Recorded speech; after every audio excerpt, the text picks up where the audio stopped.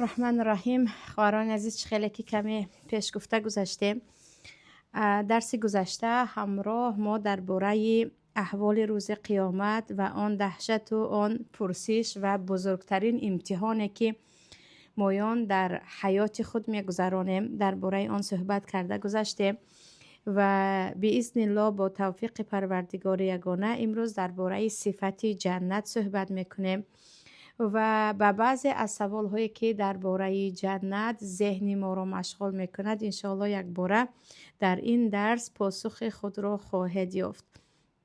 اولا ایمان آوردن به جنت از فرضهای اسلام است. کسی که میگوید کی میداند که جنت هست یا نیست، کی میداند که پس از مردن ما به آن نعمت ها سزاوار میشویم، آن انسان از دین خارج است. او باید کلمه شهادت بگوید، از نو ایمان خود را جدید کند و آنهایی که به جنت باور ندارند هزار به الله باور داشته باشند، روزه گیرند و نماز خوانند، هم آنها مسلمان نیستند، چون از چه است؟ از امور آخرت هست و از اساسهای ایمان می باشد و ایمان به جنت انسان را امید می بخشد که هیچ چیز دیگر بخشیده نمی تواند، چه در حالتهای شادی چه در حالتهای غم و اندوه. وقتی یک مؤمن امید دارد که آنجا وطن اصلیش او را انتظار است، زمینی هست، مکانی هست که آنجا پیامبر صلی الله علیه و سلم هستند و دیدار خداوند یگانه هست، نه بیماری هست، نه خستگی هست، نه غیبت و نه دل شکستن است. انسان به آن امید انسان خیلی و خیلی زیاد می شود و حتما باید هر یک مادر محبت جنت را، بودن جنت را، ایمان به جنت را در قلب کودک خود جای کند.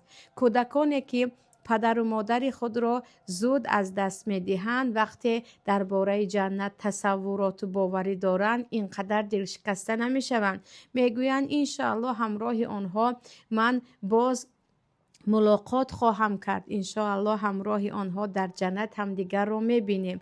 اما آنهایی که به جنت ایمان ندارند پس از مرگ یکی از نزدیکان خود به 1001 بیماری های زیقی و یا بیماری های افسردگی و غم و اندوه گرفتار می شوند.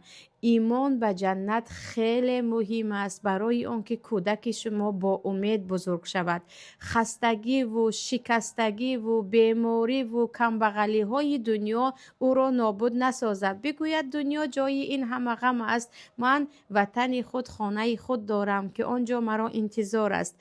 و درباره جنت وقتی میبینیم در قرآن کریم شاید سوره را از سوره های دراز پیدا نکنید که الله از جنت به ما نگفته باشد. چرا اینقدر زیاد خداوند ما را یادآور از جنت میکند؟ تا اینکه در این مدت کوتاهی که در روی این دنیا هستیم برای رفتن به آن جنت تمام کوشش های خود را کنیم. هدف من و شما باید داخل شدن به جنت باشد، نباید هدف ما هدف ها برای حیات دو روزه باشد.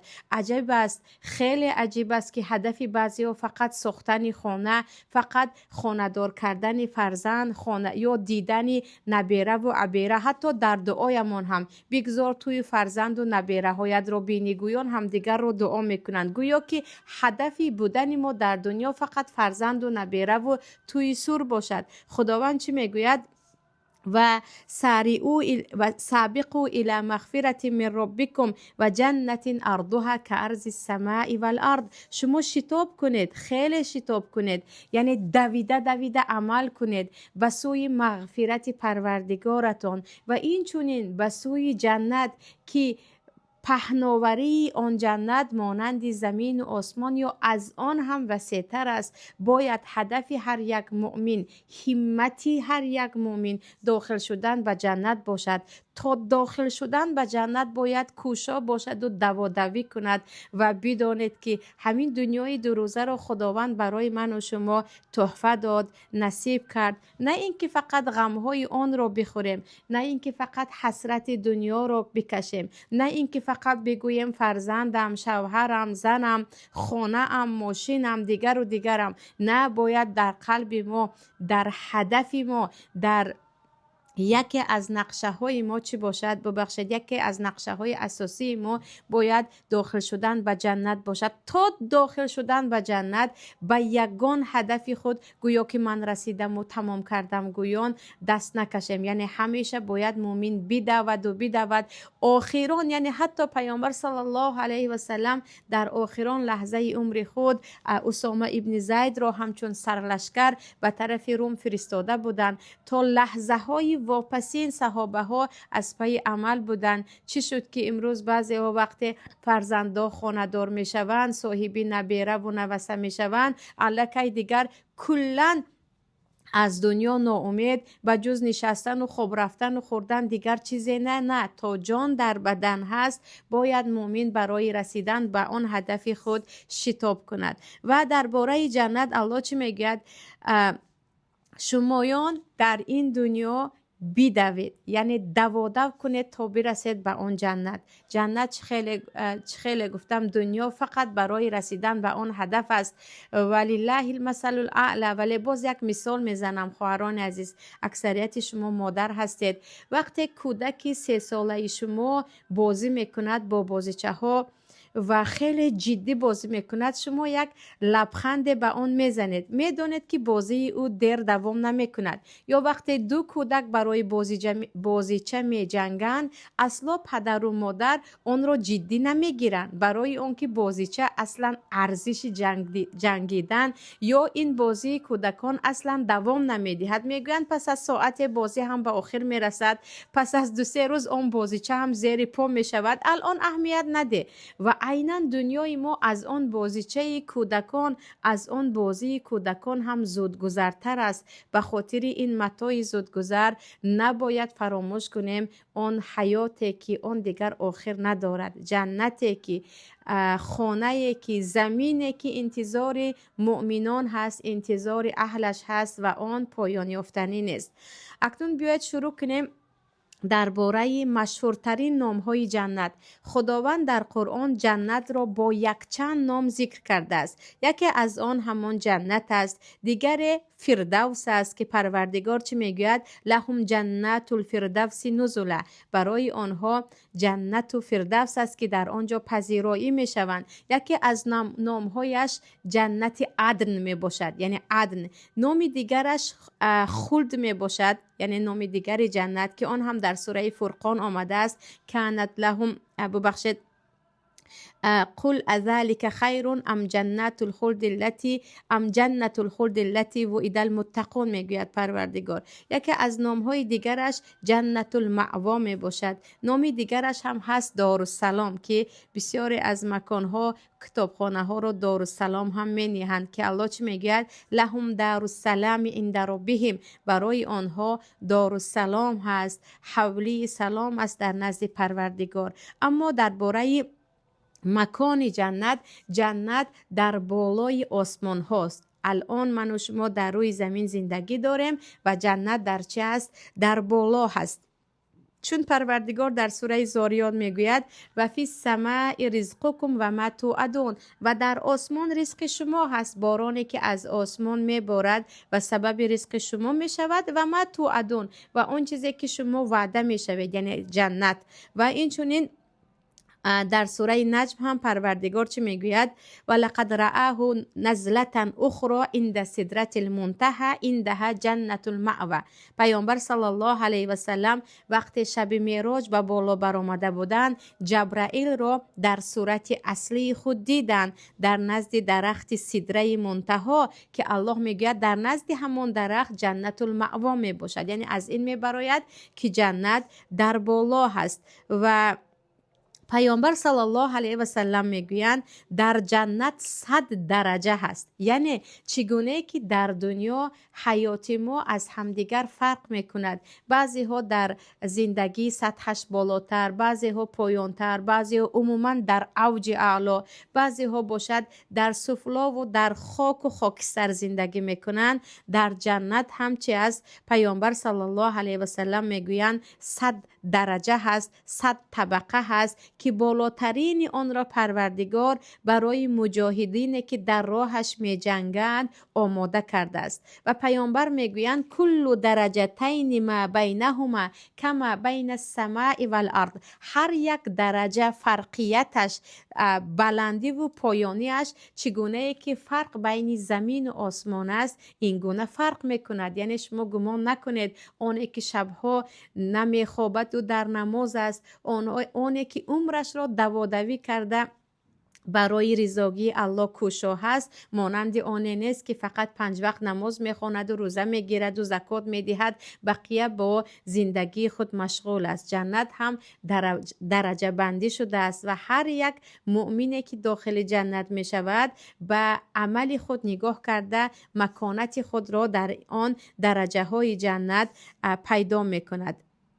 و این چونین درباره بابهای جنت یا دروازه جنت، ما خیلی که میدانیم جنت 8 دروازه دارد و درباره دروازه های جنت پیامبر صلی الله علیه و سلم میگویند گروهی هستند که آنها از دروازه نماز داخل میشوند، گروهی هستند که آنها از دروازه زکات، گروهی باشد از دروازه روزه. یعنی هر یک نفر چی هست از دروازه های مخصوصی که با آن عمل مشغول بود داخل می شود. و حتی ابوبکر صدیق وقتی میپرسند که آیا می شود که یک نفر از تمام دروازه هایش صدا کرده شود، میگویند آره و امید دارم که تو از آنها باشی. و پیامبر چی میگویند؟ فی الجنة 8 ابواب، در جنت 8 دروازه هست و یکی از آن دروازه ها نامش ریان است که از آن روزداران داخل می شوند.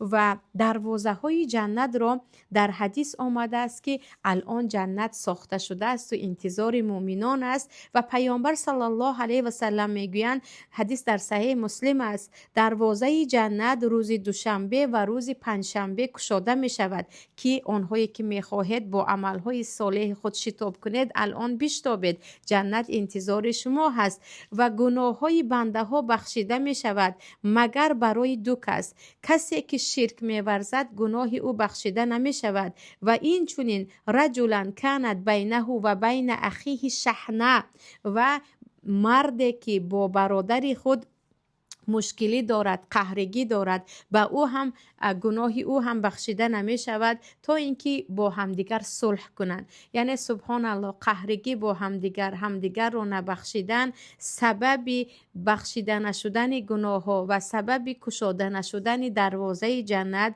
برای انسان می شود. و این چونین پیامبر صلی الله علیه و سلم میگویند در نماز هم درهای جنت گشاده می شود و دروازه های دوزخ پوشیده می شود.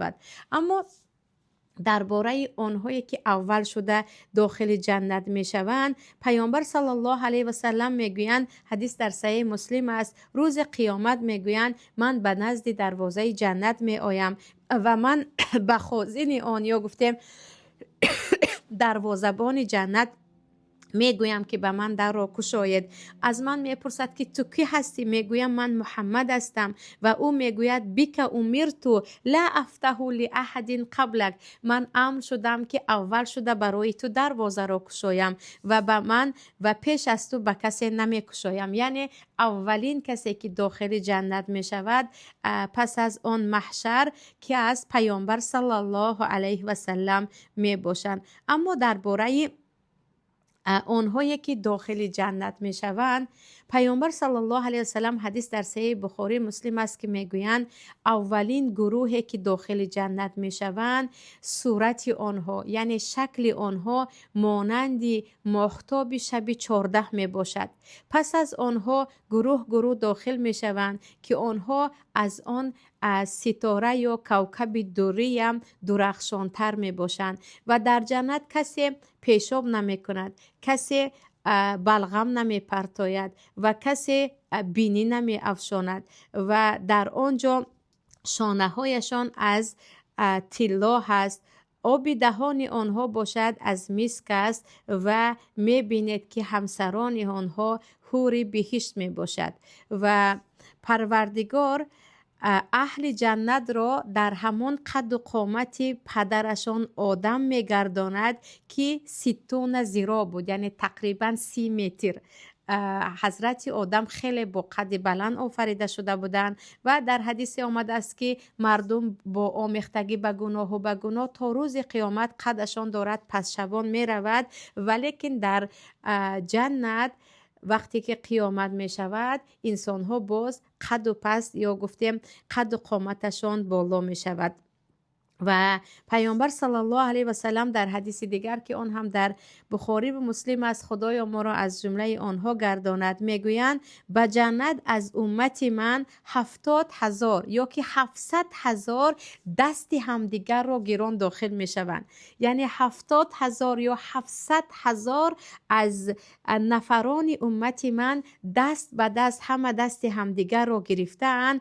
اولشان داخل نمی شوند تا آخرشان داخل شوند و چهره های آنها مانندی ماهتاب شبی 14 درخشان است که دست همدیگر را گران داخل جنت می گردند. و در حدیث دیگر می گویند فقراء مهاجرین، آنهایی که فقیر و بینوا هستند و در راه الله هجرت کردند، روز قیامت از آنهایی که ثروتمند هستند به اندازه 40 سال پیشتر داخل جنت می شوند. و بسیاری از سوالی که از خواهران می شود درباره سن و سال است که پیامبر صلی الله علیه و سلم حدیث در مسند امام احمد و ترمذی هست که می گویند با اهل جنت وقت داخل جنت می شوند جردن مردن مکحلین ابناء 30 او 33. اهل جنت می گویند در بدنشان یگان مویهای زیادی بیزب نیست که بدن انسان را بیزب میکند و این چونین مانند جوانهایی که فقط حال هنوز ریششان نبرآمده است، بیریش و با چشمهای مکحلین یعنی سرمه کرده سیاه خوشرو در سن و سال 30 سالگی یا 33 سالگی می درآیند. یعنی اهل جنت سن و سالشان 30 هست یا 33 هست، ولی از همون کلمه‌ای که پیامبر جردن گفتن یعنی آنها چه هستند؟ اگر چی 30 و 33 ساله باشن هم خیلی جوان هستن که حتی جوانی که هنوز ریشش نبرآمده است و کم کم دارد چی ریشش می براید. و بعضی میگن چگونه می شود؟ آیا من و مادرم 30 ساله یا من و پدرم 33 ساله؟ آره، پروردگار به این قادر است. بعد اینکه انسان یک کم سن سالش بالا می شود، بعضا به مادر خود می نشینی همچون یک دوست نزدیکت یا با پدر خود بعد از سن سالت به جای رسیدن می نشینی مانند یک دوستت. آنجا هم اگر چی سن سال یک خیل باشد همه یکدیگر را می شناسند. پس 30 سالگی یا 33 سالگی از سن سالی که هست اهل جنت می باشد. و اما درباره چهره هایشان وای که چقدر آیت ها زیاد است که پروردگار همیشه چی میگه؟ تعریف فی وجوههم نضرة النعیم، گشته و بگشته، یعنی در چهره های آنها شما نشانه های نعمت را میبینید. آنها در نعمت پروردگار، در بهشت برین پروردگار بر آن اثر نعمت ها می درخشند و چهره آنها را دیده انسان چی میکند؟ میشناسد که اینها اهل جنت هستند. و پیشوازگیرنده های اهل جنت ملائکه هستند که در سوره زمر پروردگار میگوید حتی اذا جاءوها و فتحت ابوابها و قال لهم خزنتها سلام علیکم طبتم فادخلوها خالدین. وقت اهل جنت به جنت داخل می شوند و دروازه های جنت گشاده می شود، جنت بانان، فرشته هایی که آنها وظیفه اشان خدمت مؤمنان در جنت است، سلام علیکم، سلام بر شما، طبتم، خوش به حالتان، فادخلوها خالدین، اینجا داخل شوید ابدی، یعنی اینجا برای یک بار و دوبار به زیارت نه آمدید، دیگر اینجا جایی است که شما خالد میمانید. گویان پیشواز میگیرند. و در سوره رعد هم میگوید والملائکه یدخلون علیهم من کل باب سلام علیکم بما صبرتم سلام علیکم بما صبرتم فنعم عقبی الدار. فرشته ها از هر دروازه قصر آن اهل بهشت داخل می شوند و می گویند سلام بر شما بر عوض آن صبری که در دنیا کردید. صبر برای اطاعت پروردگار، عبادت های پروردگار، صبر برای اذیت مردم در راه الله، صبر برای غوطه نزدن در شهوت های دنیا، صبر برای دور شدن از گناه و آن صبری که در دنیا به خاطر الله کردید. شما الان در این نعمت هستید. فنعم عقبی الدار. و چه خوب است و چه بهتر است این دار یا این خانه که دیگر عقبا هست، دائمی هست، اصلا فنا نشدنی هست. و پیامبر صلی الله علیه و سلم درباره آنهایی که داخل جنت می شوند به غیر حساب میگویند، میگویند به من عرضت، یعنی نمایان شد امتها و من دیدم پیامبری که همراه یک جمعی کثیر، گروهی زیاد داخل جنت میشد و من پیامبری را دیدم که فقط همراه یک نفر داخل جنت میشد، یعنی پیروی او فقط یک نفر بود.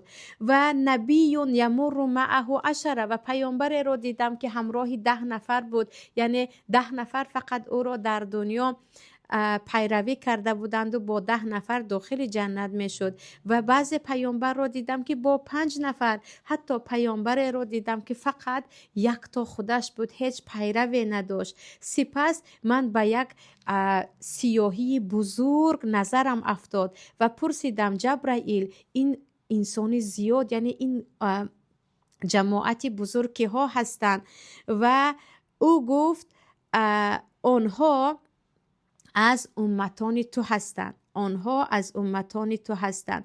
و پیامبر صلی الله علیه و سلم میگویند 70,000 از امت من داخل جنت میشوند. آنها اصلا یگان سوال و جواب نه، راست به یگان حساب کتاب پروردگار آنها را به جنت میبرد. آنهایی که در دنیا یگان فال بد نمیدیدن و برای فردا و پس فردا اصلا به خداوند گمان بد نداشتن، یعنی که یتطیرون همون فال بد دیدن که انا این شد، بر سرم این می آید یا اون می آید و توکلشون به پروردگار خیلی بالا بود. از کسی رفته برای من دمخوان و دعا کن هم نمی گفتن و برای کسلی ها به آنها نرسیدن بدن خود را نمی سوزانیدن، چون در جاهلیت بعضی ها به من بلا نرسد گویان سالم باشدن بدن خود را می سوزانید. پیامبر میگویند از جمله آن 70,000 نفری که به حساب کتاب داخل جنت میشوند انا اینها هستند.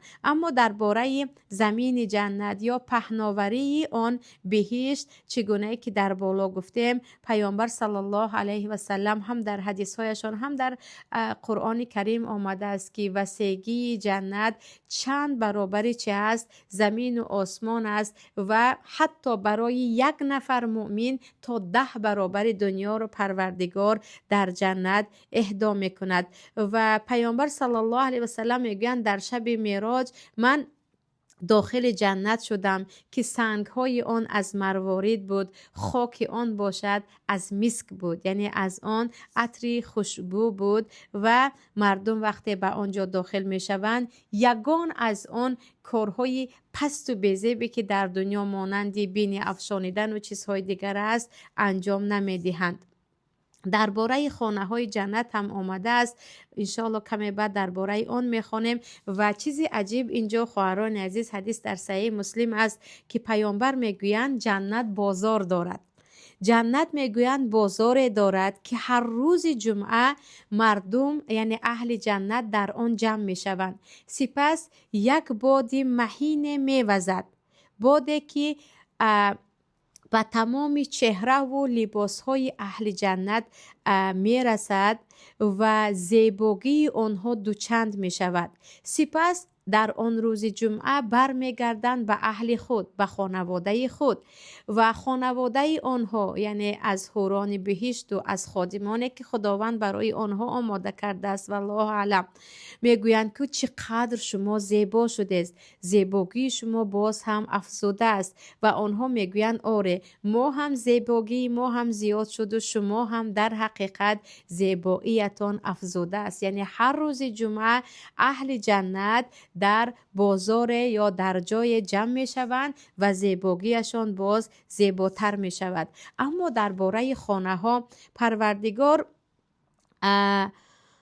درباره خانه های جنت میگوید و اذا رأیت ثم رأیت نعیما و ملکا کبیرا، و تو در آنجا میبینی جنت را و میبینی نعمت و چقدر ملک بزرگ را، چقدر خانه های بزرگ را که پیامبر صلی الله علیه و سلم میگویند اهل جنت میگویند در غرفه های یا در خانه های بلند آشیانه هستند و چگونه که انسان ها از زمین به ستاره های درخشان آسمان از پایان نگاه میکنند و بعضی از اهل جنت دیگر همین گونه نگاه میکنند. یعنی اهل جنت اینقدر از هم در فضیلت و جایگاه و منزلت فرق میکنند که بعضی آنهایی که در جنت منزلتشان پایان است و آنهایی که منزلت آنها در جنت بالا هست، همان گونه که ما به ستاره ها از پایان نگاه میکنیم به خانه های آنها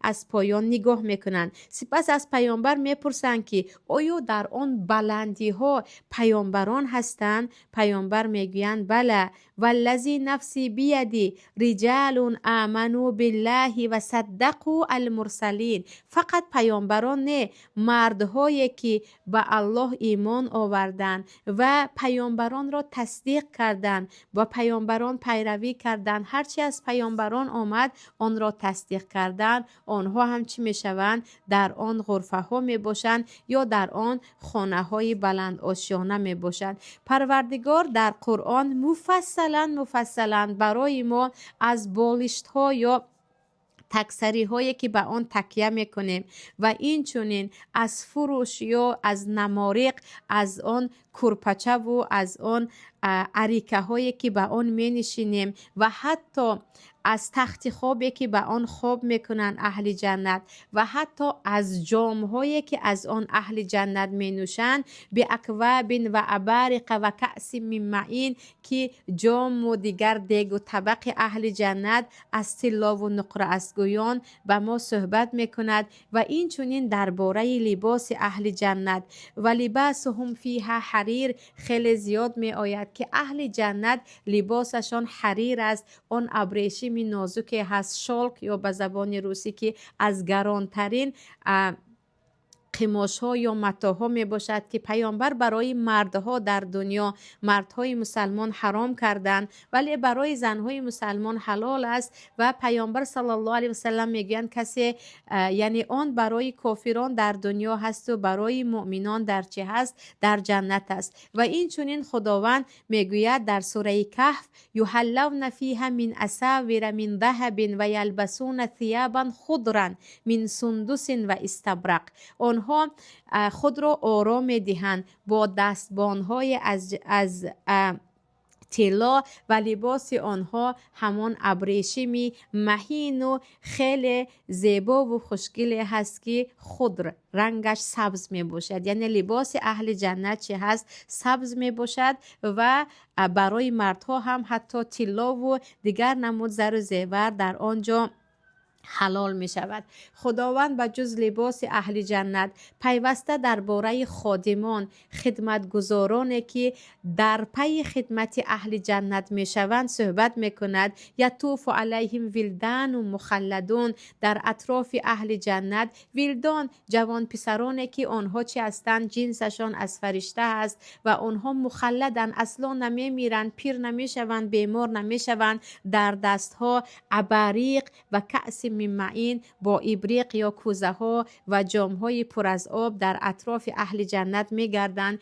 که کدامی را می نوشید، کدامی را می خواهد و خادمان خود را دارند. و این چنین پیامبر صلی الله علیه و سلم می گویند حدیث در بخاری است که اولین خوراکی که اهل جنت میخورند این جگر حوت می باشد. حوت همون ماهی بزرگ یا کیت می باشد. پیامبر چی میگویند؟ اولین خوراک اهل جنت با چی است؟ با همون جگر حوت یا گفتیم جگر ماهی بزرگ می باشد. درباره خوراک اهل جنت که درباره میوه‌جات و درباره گوشت و آب و هر نمون نوشابه هایی که از کدام خواهند می آید و اصلا تمام نمی شود و عجیبش این است که می خورند اما قضای حاجت نمی کنند. از بدنشان همچون عرق شده آن بیرون می شود و بوی عرق آنها از مسک بالا هست. پیامبر صلی الله علیه و سلم به ما خبر می دهند و این چونین در قرآن همین آیت رو خیلی زیاد میبینید. لهم جنات تجری من تحتها الانهار، خانه هایی که اهل جنت زندگی میکنند، باغ و بستانی که اهل جنت زندگی میکنند، زیر آن دریاها جاری هست. در همین دنیا وقتی میبینیم خواهران عزیز، اکثریت انسان های ثروتمند تقریبا همیشه در نزد دریا یا در نزد بحر خانه میخرند و تمامی آسایشگاه ها هم تقریبا در لب آب می شود، چون که در لب آب انسان تماما، یعنی آب یک اکسیژن یا گفتم یک گاز عجیبه دارد که انسان رو خیلی خوشحال می کند. یک باره انسان خیلی استراحت می کند و خانه که در نزد آب است آن تماما منظره دیگر دارد و خود از خود انسان چی است؟ همین گونه خانه و همین گونه منظره رو اشتیاق دارد. برای همین هم اگرچه در دنیا من بارها میگویم عجب دنیا هست الان، به هر جایی که جای استراحتگاه هست میبینید که در آنجا جای برای مؤمن نیست. به نزد دریا و بحر میروید، پر از برهنه و پر از سیگار و موادهای مست کننده و هزار و یک فسق و فساد است که مؤمنی که ایمان قوی دارد اصلا ایمانش اجازه نمیدهد در آنجا استراحت کند. گویا که هر جایی که در دنیا یک کم مانندی به جنت دارد میبینید که کافران و فاسقان از آن خود کردند و یک زن مسلمان، یک عائله مسلمان در آنجا نشسته استراحت کرده نمیتواند. ولی خداوند در قرآن گشته و برگشته میگوید که مؤمنان مایوس نباشید، برای شما در جنت شما به یک استراحتگاه نمی روید، در زیر خانه خودتان، در زیر قصر خودتان تجری من تحتها الانهار، نهرها یا گفتیم دریاها و چشمه ها جاری می باشند که منظره هست که در حقیقت انسان به آن خیلی اشتیاق دارد. و درباره زنها هم گشته و برگشته در قرآن درباره حورالعین، درباره حوری ها، دوشیزه ها، دخترک های زیبایی که آنها همیشه چی هستند؟ دوشیزه هستند، باکره هستند می آید. و حور عین که امثال اللؤلؤ المکنون جزاء بما كانوا یعملون خیلی زیاد می آید. و خواهرانی که کمی پیشتر گفتم درباره جنت تصورات بعضی ها اینقدر ندارن، یک فکرشان همون حورالعین است که گویا که حورالعین برای آنها مثل همون زن دویومی شوهرشان در جنت باشد. ولی حورالعین از فرشته است. آیا یک زن در دو کفت تو دو فرشته هست گویان به شوهرش میتواند رشک کند؟ یا آیا یک مرد چرا در وقت مردن جان تو را فرشته ها میگیرند و آنها در شکل مرد هستند شاید گویان چی کند؟ رشک کند. فرشته چیزی هست که به آن انسان ذاتاً رشک نمی کند. و اگرچه حورالعین این همه زیبایی دارند، خداوند زنان بهشتی را چندین مراتب زیباتر از حورالعین میکند و نباید یک زنی مسلمان این گونه فکر کند که خداوند حتی در جنت هم به زنها ظلم کرده است و برای مردها حورهای را آفریده است که زنها چی میکنند؟ به آن رشک میکنند. حاشا که برعکس، شاید زن مسلمان فخر کند که برای شوهر من تا 70 تا پروردگار حور را نصیب گرد. و از اینکه خود مردها طبیعتا آفریده شدن آنها میل به زنهای زیبا، میل به دختران دوشیزه، قد بلند و سفید و چشم کلان خوشرو هست، درباره آنها خداوند زیاد صحبت میکند. اما درباره لباس و درباره طلاواری و قصر و چیز دیگر هم که زنها به آن میل دارند خداوند صحبت میکند. ولیکن این که آیا شما با همان شوهر خود میشوید یا نه، این را فقط خداوند میداند. پیامبر در همه حدیثایی که درباره جنت صحبت کردن، حتما کی به کدام شوهرش یا به زنش میشود نآمده است. یگانه حدیث پیامبر است که آیا عایشه راضی میشوی همسر من در دنیا و در آخرت باشه میگویند. یعنی بعضا میشود که آن هم به خواستی دو طرف نگاه کرده، چون جنت دیگر آزادی است، میشود که انسان باز به همان همسر خود باشد و شاید که خیلی گفتیم جنت 100 درجه دارد، شما در درجه پایان او بالاتر یا او بالاتر شما پایان. حتی بعضی زنها هستند که شوهرشان یا بعضی مردها هست که زنشان اهل جنت نیستند، آنها باید به گناههای خود جواب گویند. برای همین و جای این که در آنجا هم از پی زن دویم و یا حور و یا اینکه رشک باشیم به خود آید. این چیز یک مسخره گرفتن آخرت است. بگوید که اصلا برای جنت چی آماده کردم، یا شوهر من چی آماده کرد، یا امروزها من برای آنجا چه عملهای رو انجام میدهم که اینقدر گویا که الکی من رفتنم معلوم است، بلیط هایم گرفته است، راه آسان است. من فکر کنم که اونجا بعدن چی می شود، که شوهر من اگر نزدیک رود من چیکار میکنم، که خیلی سوالی از یک جهت بی‌سوادانه هست، از یک طرف دیگر مغرورانه و متکبرانه، که این را همسران پیامبر به پیامبر نگفته بودند که ای محمد صلی الله علیه و سلم شما که اهل جنت هستید، شما با حوران باشید، ما چیکار میکنیم؟ این سوال نه از صحابه ها آمده بود نه از همسران صحابه ها. پس اینجا چی گفتیم؟ دعا کنیم که پروردگار ما را از اهل جنت کند، اما بقیه موندهش که با کی می شود این را خداوند خودش می داند. و چیزی دیگری که امروز در طبرانی، حدیثی که طبرانی آن را روایت کردن خوندم، میگویند برای جنتیان همسرانشان یعنی همون حورها حتی میسرایند یا گفتیم سرود میخوانند، که این هم یک چیز است، یک مهربانی و یک نعمت برای آنها میباشد. و از همه چیزی که درباره جنت خیال ما رو آسوده میکند این است که نعمت جنت آخر ندارد. وقتی که انسان داخل جنت می شود دیگر وقت از بین می رود، خداوند وقت را نابود می کند و اصلا عمر شما یا گفتیم حیات شما در جنت به پایان نمی رسد. مانند این که مثلا شما در وقتی خواب نفهمیدید که اصلا چگونه وقت گذشت و آیا وقت بود یا نبود، در جنت عموما وقت وجود ندارد و اصلا آن نعمت پروردگار آخر شدنی نیست. و پیامبر صلی الله علیه و سلم میگویند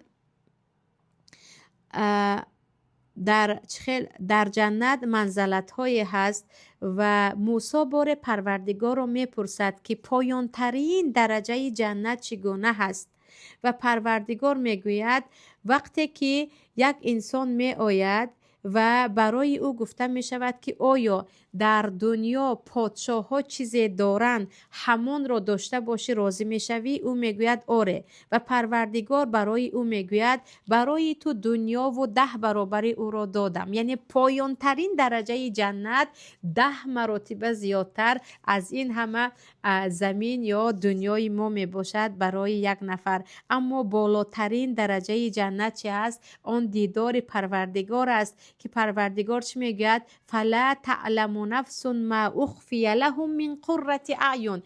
انسان ها نمیدانند که از شادی ها ما برای آنها چه ها را پنهان کردیم. وجوه یومئذ ناظره الی ربها ناظره. آن روز چهره ها خوشحال هستند و به سوی پروردگار خود نگاه میکنند و بالاترین نعمت اهل جنت این دیدار پروردگار است که پروردگار ما را به آن روز برساند و برای عمل کردن و رضایت پروردگار را به دست آوردن هم در این دنیا کوشا باشیم و این توفیق را پروردگار از ما نگیرد. پیامبر صلی الله علیه و سلم بیاید یک چیز عجیبی رو هم گفته بگذاریم.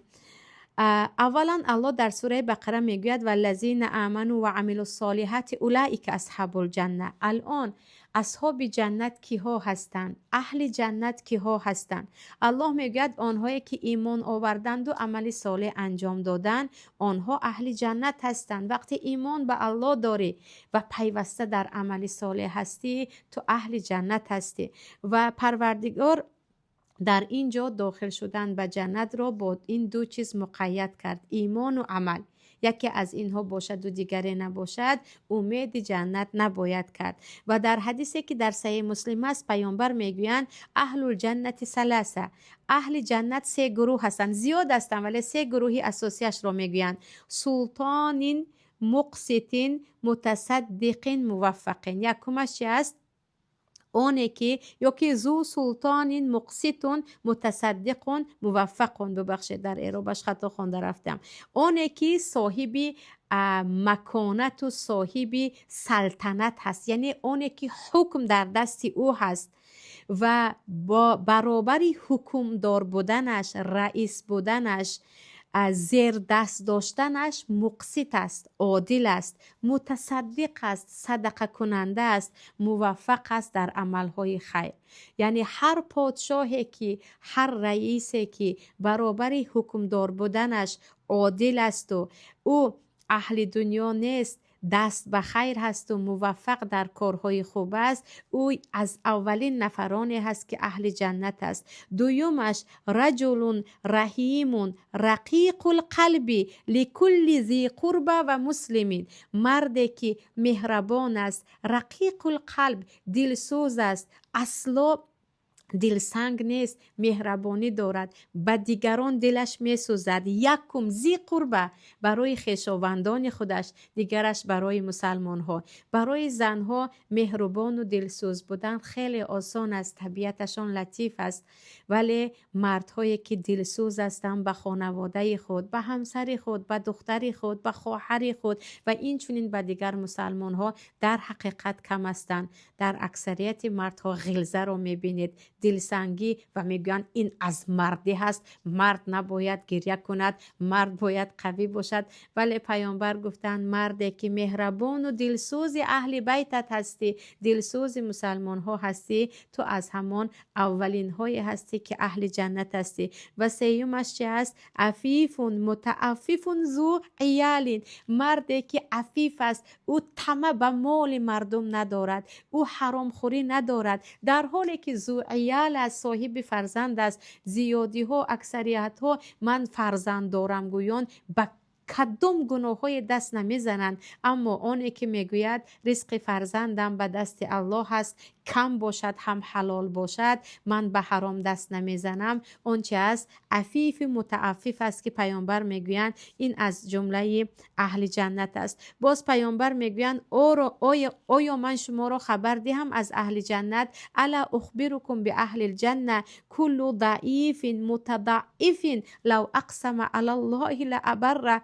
هر آن انسانی ضعیف است که مردم او را میگویند بیچاره است، بیکس است، بیچیز است، تنها هست، اما او در نزد خداوند یک مکان و منزلت دارد که اگر قسم خورد خداوند قسم خود را انجام میدهد. اگر گفت خدایا به نامت قسم فلان کار را برای من انجام ده، پروردگار آن را انجام میدهد. اما آن انسان که است ضعیف و متضعف، آنقدر نمودار نیست، یک بیچاره است و مردم هم با بیچاره او را میشناسند. و چیز دیگر که خیلی ما زنها را غمگین میکند و باید همیشه در احتیاط باشیم، پیامبر میگویند اکثر اهل جنت فقیران، اکثر اهل دوزخ باشد زنها هستند. چگونه که میدانیم شاید مردها به اینکه به کار دنیا زیاد مشغول هستند اینقدر با زبان خود آلوده گناه نمیشوند، زنها خیلی گناههای زیاد انجام میدهند، علل خصوص با زبان و با غیبت و با چیز دیگر. و در حدیث دیگر آمده است که پیامبر چی میگویند؟ با کفران شوهر، یعنی نعمت شوهر را زیر پا کردن و خوبی های شوهر را برای یک بدیش نادیده گرفتن، که خدایا پروردگار ما را از جمله شکرگزاران گرداند که اولا شکر پروردگار را انجام دهیم، سپس شکر پدر و مادر و شوهر و هر کسی که به ما خوبی کرد و آنهایی که و قلیلا من عبادی الشکور میگوید الله خیلی کمی از بنده های من شکرگزار هستند.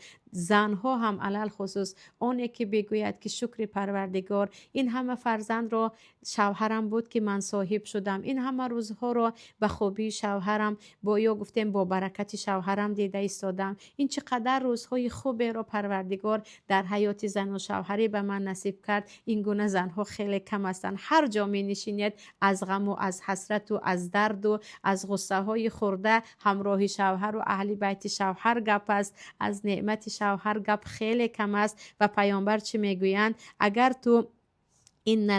اگر تو به یکی از آنها تمام عمرت خوبی کرده و یک بار بدیدید، تمام خوبی های تو را نادیده میگیرد و میگوید اصلا از تو خیر ندیدم. و این یکی از سبب های اساسی داخل شدن زنها چه است؟ به دوزخ است که خوبی های پروردگار و نعمت های داده پروردگار را چیزی در این دنیا ندیدم گویان این کار میکنند. این بود خواهران عزیز، اگرچه خیلی زود باشد هم یک صحبت درباره جنت و نعمت‌های جنت و اهل جنت، انشاءالله درباره دوزخ و خداوند به ما پناه بدهد. الها با رحمت و فضلش عمل‌های ما ارزش جنت را ندارد. ما با آن خطاگی‌های شبانه روزی لایق دوزخ هستیم، ولی فضل و کرم و مهربانی پروردگار، رحمان و رحیمی پروردگار بالای همه چیز است. الها با رحمتش داخل جنت کند و از دوزخ دور گرداند. الها آمین. در درس دیگر درباره دوزخ با هم صحبت میکنیم.